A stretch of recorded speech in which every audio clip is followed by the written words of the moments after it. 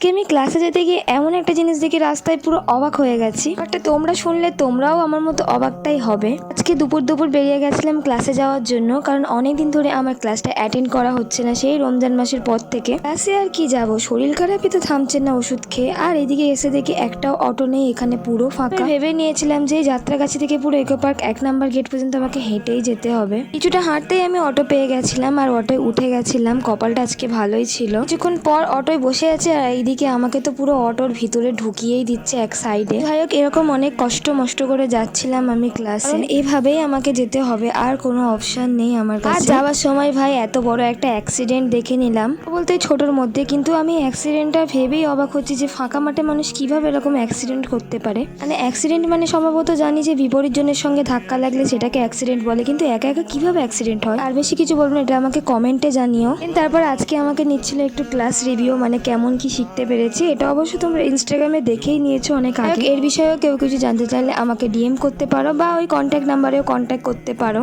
আর বেশি বাড়াবো না, এই পর্যন্ত এন্ড করবো। আজকে ব্লগে যেহেতু কিচ্ছুই নেই, তবু ভালো লাগলে অবশ্যই লাইক কমেন্ট সাবস্ক্রাইব করে দিও। বাই।